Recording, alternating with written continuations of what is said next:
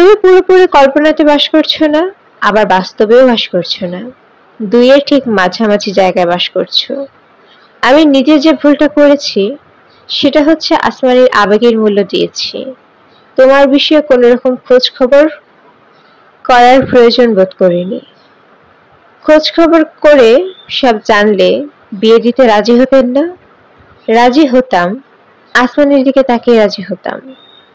Coffee shop একটা পাওয়া গেল। কামরুল ইসলাম সাহেবের পছন্দ হলো না। ছোট্ট জায়গা, ছেলেমেয়েরা দাঁড়িয়ে দাঁড়িয়ে বার্গার খাচ্ছে। এদের দেখে মনে হচ্ছে এদের বাড়িতে রান্না হয় না। দোকানের বার্গারই একমাত্র ভরসা। কামরুল সাহেব বললেন, চল এক কাজ করা যাক, কোনো চাইনিজ রেস্টুরেন্টে বসি। ফরহাদ বলল, চাইনিজ রেস্টুরেন্টে কফি পাওয়া যায় না। চাইনিজ চা নিশ্চয়ই আছে, চলো চা খেতে খেতে কথা বলি। এই এলাকায় পরিষ্কার পরিচ্ছন্ন রেস্টুরেন্ট কোনটা? মামা, আমি বলতে পারবো না। গুলশান বিত্তবান লোকদের এলাকা, আমি এদিকে আসি না। চলো খুঁজে বের করি। একটা পছন্দ না হলে আরেকটায় যাব। আসলে আজ আমার ঘুরতে ইচ্ছে করছে। কোনো কোনো দিন আসে যখন ঘরে থাকতে ইচ্ছা করে না, মনে হয় সারাদিন ঘুরি, তাই না? জি। আবার কোনো কোনো দিন আসে যখন ঘর থেকে বেরোতে ইচ্ছা করে না, কারোর সঙ্গে কথা বলতে ইচ্ছা করে না, মনে হয় দরজা জানালা বন্ধ করে চুপচাপ শুয়ে থাকে। মানুষের জন্মানোর অনেক যন্ত্রণা, ঠিক বলেছি না ফরহাদ? জি। আচ্ছা ধরো, তোমাকে একটা চয়েস দেওয়া হলো, তুমি মানুষ না হয়ে অন্য যে কোনো একটা পশু পাখি কীট পতঙ্গ হয়ে জন্মাতে পারো, তুমি কি হতে চাইবে? অস্থির মানুষ নিজের অস্থিরতা চারিদিকে ছড়িয়ে দিতে চায়। এই অস্থিরতাটা কি নিয়ে? নাকি আসমানের অসুখ নিয়ে, নাকি বিয়ে নিয়ে? চাইনিজ রেস্টুরেন্টের নিরিবিলিতে তিনি ফরহাদকে জিজ্ঞেস করবেন সে পরের জন্মে কি হতে চায়, নাকি উনি বলবেন আসমানের সঙ্গে তোমার বিয়ের ব্যাপারটা আপাতত স্থগিত, তুমি কোনো ভদ্র চাকরি জোগাড় করো, বউকে নিয়ে কোথায় তুলবে সে ব্যবস্থা করো, তারপর দেখা যাবে। পছন্দের চাইনিজ রেস্টুরেন্ট একটা পাওয়া গেছে, এরা আবার কফিও বিক্রি করে। কামরুল সাহেব 2 কাপ এসপ্রেসো কফি অর্ডার দিলেন। ফরহাদের দিকে তাকিয়ে বললেন, তোমার সিগারেট খেতে ইচ্ছে করলে খাও, আমাকে গুরুজন হিসেবে সম্মান দেখাতে গিয়ে সিগারেট বন্ধ রাখার প্রয়োজন নেই। তোমার কাছে সিগারেট আছে? জি না। আচ্ছা আমি আনিয়ে দিচ্ছি, আমার নিজেরও সিগারেট খেতে ইচ্ছে করছে। কামরুল ইসলাম সিগারেট আনতে পাঠালেন। সব চাইনিজ রেস্টুরেন্ট অন্ধকার অন্ধকার থাকে, এটিও তাই। কামরুল ইসলাম সাহেব এই অন্ধকারের চোখ থেকে সানগ্লাস খুলেননি। ফরহাদ, জি। আসমানের অসুখটা ভালো না বলে ডাক্তাররা সন্দেহ করছেন। ও, আগে একবার ডাক্তাররা এই জাতীয় সন্দেহ করেছিলেন। অনেক পরীক্ষা নিরীক্ষা করার পর তারা সন্দেহমুক্ত হয়েছিলেন। রিউমেটিক ফিভারের চিকিৎসা করা হয়, এতে উপকারও পাওয়া যায়। এখন মনে হচ্ছে ভুল চিকিৎসা হয়েছে। ভুল চিকিৎসার মাসুল খুব চড়া হয়, চড়া মাসুল দিতে হবে। ওর অসুখটা কি? এখনো জানি না, এখনো পরীক্ষা নিরীক্ষার পর্যায়ে আছে, নিশ্চিতভাবে জানা যায়নি। ডাক্তাররা কি সন্দেহ করছেন? ভয়ঙ্কর কিছু সন্দেহ করছেন। রেড ব্লাড সেল কাউন্ট অনেক বেশি। বেশি হলেও এরা ঠিকমতো অক্সিজেন সাপ্লাই করতে পারছে না, নানান হাবিজাবি বলছে। ব্লাড ট্রান্সফিউশন করা হয়েছে, এতে ডাক্তাররা ভালো ফল পেয়েছেন। লোহিত রক্তকণিকা অসুখ, চিকিৎসা আছে। লোহিত রক্তকণিকার অসুখের আবার নাকি নানান ভ্যারাইটি আছে। কিছু কিছু ভ্যারাইটি ভালো চিকিৎসা আছে, এমনও আছে যে বোন ম্যারো ট্রান্সপ্ল্যান্ট করে পুরোপুরি রোগী সারানো যায়। বোন ম্যারো পাওয়াটাই সমস্যা। সমস্যা কেন? সব বোন ম্যারো ট্রান্সপ্ল্যান্ট করা যায় না, ক্রস ম্যাচিং করে দেখতে হয় যে করা যাবে কিনা। ক্রস ম্যাচিং করতে হয় আত্মীয় স্বজনদের সঙ্গে, বিরাট জটিলতা। বাংলাদেশে ক্রস ম্যাচিং এর ব্যবস্থাও নেই, সিঙ্গাপুরে আছে। আসমানি কি তার অসুখের কথা জানে?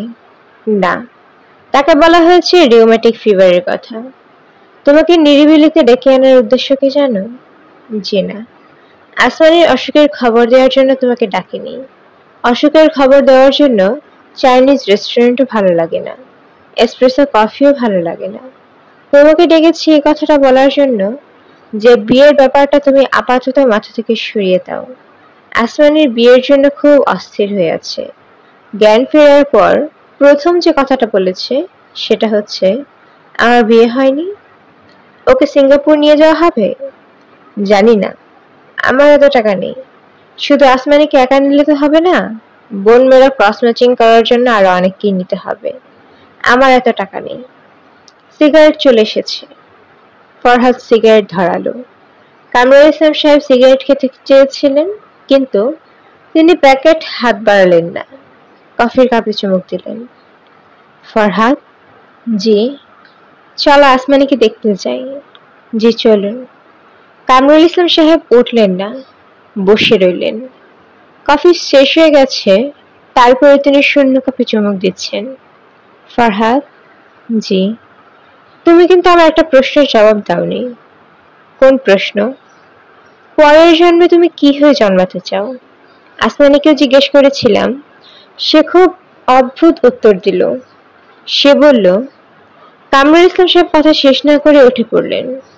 ক্লান্ত ভঙ্গিতে বললেন, আমি হাসপাতালে যাব না, আমাকে বাসায় নামায় রেখে তুমি যাও। আরেকটা কথা, আসমানির অসুখটা যে ভয়াবহ এই তথ্য অবশ্যই গোপন রাখবে। জি রাখবো। আসমানি যখন ছোট ছিল তখন সে কিছু অদ্ভুত কাণ্ড করত। একটা তোমাকে বলি। ফরহাদ অদ্ভুত কাণ্ড শোনার জন্য অপেক্ষা করছে, কিন্তু কামরুল ইসলাম সাহেব চুপ করে গেছেন। মনে হয় অদ্ভুত কাণ্ডের গল্প এখন তিনি আর করতে উৎসাহ পাচ্ছেন না। বাবু সাহেব কেমন আছেন? হাসপাতালের বিছানায় বসে আসমানি চুল আঁচড়াচ্ছে, বেশ আয়োজন করেই আঁচড়াচ্ছে। বিছানার উপর স্ট্যান্ড লাগানো আয়না, নিজেকে দেখতে দেখতে চুল আঁচড়ানো। আসমানি মনে হয় সাজগোজ করছে, চোখে কাজল, কপালে টিপ, পরনের শাড়িটাও নতুন। মনে হচ্ছে না যে সে হাসপাতালে আছে, মনে হচ্ছে সে নিজের বাড়িতেই বাস করছে। বিকালে মহিলা সমিতি থেকে নাটক দেখতে যাবে, এটা তার প্রস্তুতি। বাবু সাহেব আমার কথা জবাব দিচ্ছেন না কেন? কেমন আছেন? ভালো। আপনি কি লক্ষ্য করেছেন আমার চুল কত লম্বা? এখন লক্ষ্য করছি। দাঁড়িয়ে আছেন কেন? বসুন। ফরহাদ বসতে বসতে বলল, তুমি একা কেন? তুমি আমাকে দেখতে আসছো, এই জন্য একা থাকতে ইচ্ছে করছিল। বাবা আর নিশা ছিল, তাদের জোর করে বাসায় পাঠিয়ে দিয়েছি। একজন আয়া ছিল, বশিরের মা, তাকে বলেছি বিকেলে আসতে। আশা করি তুমি বিকেল পর্যন্ত থাকবে। হ্যাঁ থাকবো, শুধু বিকেল পর্যন্ত না, যতক্ষণ আমাকে থাকতে দেয় ততক্ষণই থাকবো। রাতে চলে যাবে? তাহলে তোমার ঘরের সামনে বারান্দায় যে টুলটা আছে সেই টুলে শুয়ে থাকবো। তুমি যতবার আমাকে ডাকবে আমি ততবারই বাইরে থেকে জবাব দেব। আসমানি হেসে ফেলল, হাসতে হাসতে বলল, তুমি যেভাবে কথা বললে তাতে মনে হচ্ছে তুমি সুনীলের কোনো রোমান্টিক উপন্যাস থেকে উঠে এসেছো। আমি হচ্ছে নীরা, আমার অসুখ হয়েছে। নীরার অসুখ? নীরাকে? নীরা হলো সুনীলের চিরপ্রেমিকা। তোমার জন্য সিগারেট নিয়ে রেখেছি, আমার সামনে বসে আরাম করে একটা সিগারেট খাও তো। হাসপাতালে রোগীর সামনে বসে সিগারেট খাবো? হ্যাঁ খাবে, কারণ আমি ছোট্ট একটা পরীক্ষা করতে চাই। আমার শরীরটা আজ কত ভালো সেই পরীক্ষা। যদি দেখি সিগারেটের গন্ধ অসহ্য হচ্ছে, তাহলে বুঝবো শরীর বেশ ভালো লাগছে। শরীর ভালো লাগছে? হ্যাঁ ভালো লাগছে। আমি গান জানলে গুনগুন করে গান গাইতাম। আমি অবশ্যই গান না জানলেও গুনগুন করে গাই। সবচেয়ে বেশি কোন গানটা গাই জানো? সবচেয়ে বেশি গাই, ভালোবেসে যদি সুখ নাহি তবে কেন মিছিয়ে ভালোবাসা। আমি কি খুব বকবক করছি? ফরহাদ সিগারেট ধরালো। সে তাকিয়ে আছে আসমানের দিকে। তাকে সামান্য রোগা লাগছে, চোখের কোণে কালি, সে কালিও সামান্য। এছাড়া তার মধ্যে অসুস্থতার কোনো চিহ্ন নেই। আসমানি বিছানার মাঝখান থেকে সরে এসে একপাশে চলে গেল, দেয়ালে হেলান দিয়ে বসলো। তাকে সামান্য ক্লান্ত মনে হচ্ছে। ফরহাদ বলল, সিগারেটের গন্ধটাকে সহ্য হচ্ছে? আসমানি বলল, না। ফেলে দিই? না ফেলবে না, তুমি সিগারেট খাচ্ছ, এটা দেখতে ভালো লাগছে। আচ্ছা শোনো, আমার উচিত ছিল তোমার দাদাজান বিষয়ে কথা বলা। তোমাদের বাড়িতে একজন মানুষ মারা গেছে, অথচ তা নিয়ে আমি কোনো কথা বলিনি। আসলে ইচ্ছা করে বলিনি। তোমার সঙ্গে অপ্রিয় কোনো প্রসঙ্গ নিয়ে কথা বলতে ইচ্ছা করে না। আমি সারা জীবন তোমার সঙ্গে সুখ নিয়ে কথা বলতে চাই। ফরহাদ সিগারেট ফেলে দিল। আসমানি বলল, তোমাদের খুবই দুঃসময় যাচ্ছে, তাই না? ফরহাদ হ্যাঁ সূচক মাথা নাড়ল। আগের বাড়িটাকে তোমরা ছেড়ে দিয়েছ? আজ ছাড়বো। তোমরা কোথায় উঠবে? আমার একজন ছোট বোন আছে, জাহানারা, আপাতত তার বাড়িতে। তুমি কোনো রকম দুশ্চিন্তা করবে না, তোমার সব সমস্যার সমাধান হয়ে যাবে। কিভাবে? কিভাবে তো জানি না, কিন্তু হবে। If winter comes can spring be far behind. Farhad হাসতে হাসতে বলল, সাহিত্যে অনেক সুন্দর সুন্দর কোটেশন আছে, কিন্তু পৃথিবীটা কোটেশন মতো চলে না। পৃথিবী চলে তার নিজের নিয়মে। সেই নিয়মটা কি তাও আমরা ভালো মতো জানি না। প্লিজ দার্শনিকদের মতো কথা বলবে না, অসহ্য লাগছে। আচ্ছা বলবো না। আমার বড় মামা কি আমাদের বিয়ের ব্যাপারে তোমাকে কিছু বলেছেন? না, আমার মনে হয় বলেছেন। তিনি এখন চান না বিয়েটা হোক। তিনি এখন বলেছেন বিয়ে হবে আমার অসুখ সারলে। সেটাই তো ভালো। সেটা মোটেও ভালো না। অসুখ সারার জন্য অপেক্ষা করলে আমার বিয়ে হবে না, কারণ আমার অসুখ সারবে না। সারবে না কেন? সারবে না কারণ অসুখটা ভয়ঙ্কর। যদিও সবাই আমাকে বলেছে রিউমেটিক ফিভার, আমি জানি ব্যাপারটা কি। জেনেও ভান করছি যেন জানি না। আমি প্রতিজ্ঞা করেছিলাম তোমার সঙ্গে ভান করব, কাজেই সত্যি কথাটা আমি তোমাকেই বললাম। ফরহাদ চুপ করে আছে। সে এখন আর আসমানির দিকে তাকাচ্ছে না, তাকিয়ে আছে খোলা দরজার দিকে। আসমানি বলল, এই তুমি অন্যদিকে তাকিয়ে আছো কেন? তুমি যতক্ষণ আমার সামনে থাকবে আমার দিকে তাকিয়ে থাকবে। ফরহাদ তাকালো। আসমানি বলল, এই তো ঠিক আছে। এখন মন দিয়ে আমার কথাটা শোনো, জরুরি কথা। আমার অসুখ যতই ভয়ঙ্কর হোক, আমি একদিনের জন্য হলেও তোমাকে বিয়ে করতে চাই। মামা এই বিয়ে হতে দেবেন না, কাজেই তুমি যা করবে তা হচ্ছে কাজের অফিসে ব্যবস্থা করে রাখবে। আমি গোপনে উপস্থিত হব। বিয়ে শেষ হলে হাসপাতালে ফিরে এসে হাসপাতালের বিছানায় শুয়ে থাকবো। ঠিক আছে? হ্যাঁ ঠিক আছে। আচ্ছা শোনো, পৃথিবীর সমস্ত প্রেমিক তার প্রেমিকার চুলে হাত দিয়ে ছুঁয়ে দেখতে চায়। তুমি কখনো আমার চুল ছুঁয়ে দেখোনি। নাও চুলগুলি ছুঁয়ে দেখো, কারণ বেশি দিন আমার মাথায় চুল থাকবে না। যখন কেমোথেরাপি শুরু হবে সব চুল পড়ে যাবে। নাও চুলে হাত দাও। ফরহাদ চুল স্পর্শ করলো। আসমানে ছোট্ট করে নিঃশ্বাস ফেলল।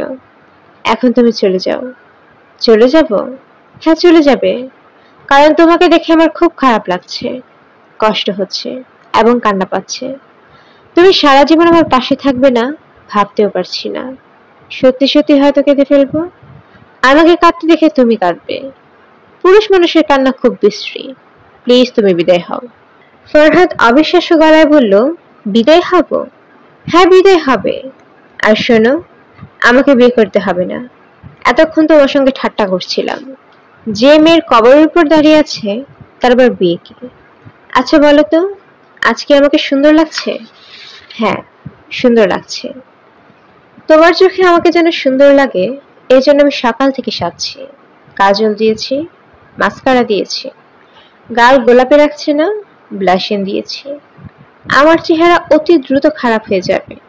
আমি চাই না আমার সেই চেহারা তুমি দেখো, কাজেই এই তোমার সঙ্গে আমার শেষ দেখা। ফরহাদ তাকিয়ে আছে। আসমানি হাসছে, কি সুন্দর হাসি। এত সুন্দর করে একটা মেয়ে কি করে হাসতে পারে? তাছাড়া এখন কি তার হাসির সময়? আসমানি হাসি থামিয়ে বলল, আমার বাবা খুব দুশ্চিন্তায় পড়ে গেছেন। রাতে তার ঘুম হচ্ছে না। এ কদিনে তার ওজন কমে গেছে, এটা আর বলার না।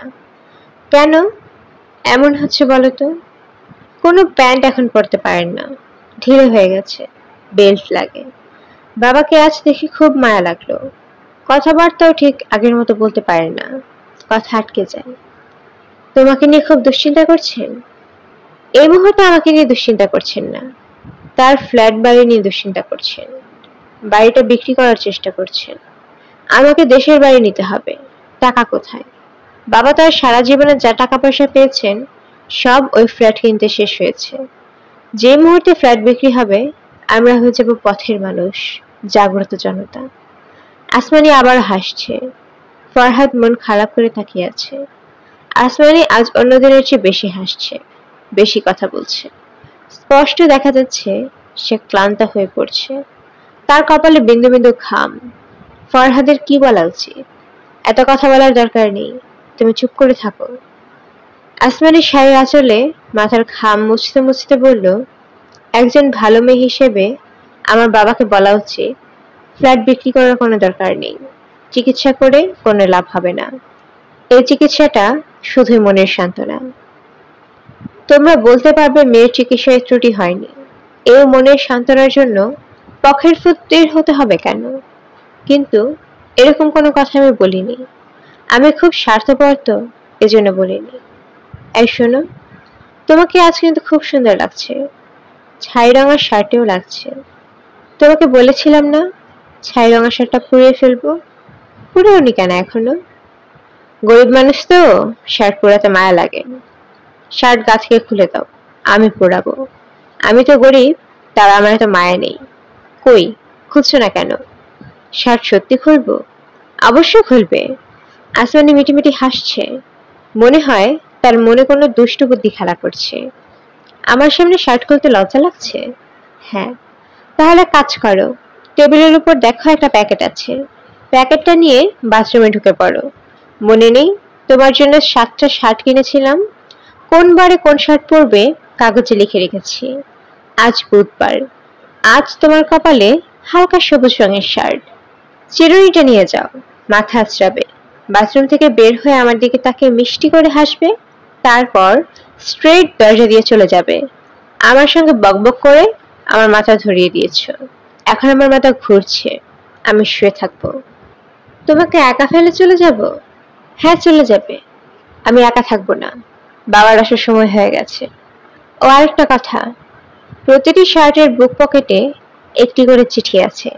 যেদিন যে শার্ট পরবে সেদিন চিঠিটাও পড়বে। আচ্ছা, আগামী 7 দিনে 7টা চিঠি পড়া হয়ে যাবে। ইন্টারেস্টিং না? আমি কি ভেবে রেখেছিলাম জানো? আমি ভেবে রেখেছিলাম সারা জীবন তোমাকে এরকম করে চিঠি লিখবো। শার্ট গায়ে দিয়ে অফিসে যাবে, শার্টের বুক পকেটে একটা চিঠি। যত রাগ হোক, ঝগড়া হোক, তুমি চিঠি পড়বে। আচ্ছা শোনো, তুমি এখনো দাঁড়িয়ে আছো কেন? বললাম না আমার মাথা ঘুরছে, আমি শুয়ে থাকবো। আর শোনো, বাথরুম থেকে বের হয়ে যদি তুমি দেখো আমি ঘুমিয়ে পড়েছি, খবরদার আমার ঘুম ভাঙাবে না। রাতে ঘুমের ওষুধ খেয়েও আমার ঘুম হচ্ছে না। ডাক্তাররা বলেছেন ঘুমটা আমার জন্য খুব দরকার। ফরহাদ শার্ট বদলে মাথার চুল আঁচড়ে বাথরুমের আয়নায় নিজেকে দেখার চেষ্টা করলো। হাসপাতালের সব আয়না হাসপাতালের রোগীদের মতোই অসুস্থ। আয়নায় স্পষ্ট কিছু দেখা যায় না। তারপরেও ফরহাদের মনে হলো সবুজ রঙের শার্টটাই তাকে খুব মানিয়েছে। বুধবারের শার্টের পকেটে শুধু যে চিঠি তাই না, একটা বল পয়েন্ট কলম। কলমটা কেন দিয়েছে কে জানে? চিঠিটা পড়তে ইচ্ছে করলেও এখন পড়া যাবে না, হাসপাতাল থেকে বের হতে হবে। এখন পড়লে আসমানি বুঝে ফেলবে। এইসব ক্ষেত্রে আসমানির সিক্স সেন্স অত্যন্ত প্রবল। ফরহাদ বাথরুম থেকে বের হয়ে দেখলো আসমানি ঘুমিয়ে পড়েছে। গভীর ঘুম, বড় বড় নিঃশ্বাস ফেলছে। তার ঘুম ভাঙানোর কোনো মানেই হয় না। ফরহাদ হাসপাতালের বারান্দায় এসে দাঁড়ালো। নিশা এবং তার বাবাকে আসতে দেখা যাচ্ছে। নিশার হাতে একটা প্যাকেট, নিশার বাবার হাতে কিছু বইপত্র। তিনি দূর থেকে ক্রুদ্ধ দৃষ্টিতে ফরহাদের দিকে তাকিয়ে আছেন এবং হঠাৎ করে চোখ ফিরিয়ে নিলেন। এটা ফরহাদের কল্পনা হতে পারে। তার দিকে ক্রুদ্ধ দৃষ্টিতে তাকানোর এখনো পর্যন্ত কিছু হয়নি। কেউ কাউকে দেখতে পারে না এমন ভাব করলে হয়। ফরহাদ উল্টো দিকে হাঁটা শুরু করতে পারে। মনে হচ্ছে এটাই সবচেয়ে ভালো বুদ্ধি। তাছাড়া আসমানের চিঠিটা পড়তে ইচ্ছা করছে। যত তাড়াতাড়ি হাসপাতালের বাইরে যাওয়া যাবে তত তাড়াতাড়ি চিঠিটা পড়া যাবে। ফরহাদ উল্টো দিকে হাঁটতে শুরু করলো। বারান্দার শেষ মাথায় নিশ্চয়ই সিঁড়ি বা লিফট আছে। তার পুরনো ছাই রঙের শার্টটা হাসপাতালে রয়ে গেছে। শার্ট দেখে নিশা বা তার বাবা ভ্রু কুচকাবেন নিশ্চয়ই। যা ইচ্ছা করুক, তাকে এই মুহূর্তে আসমানের চিঠি পড়তে হবে। চিঠি ব্যাপারটা খুব অদ্ভুত। যতক্ষণ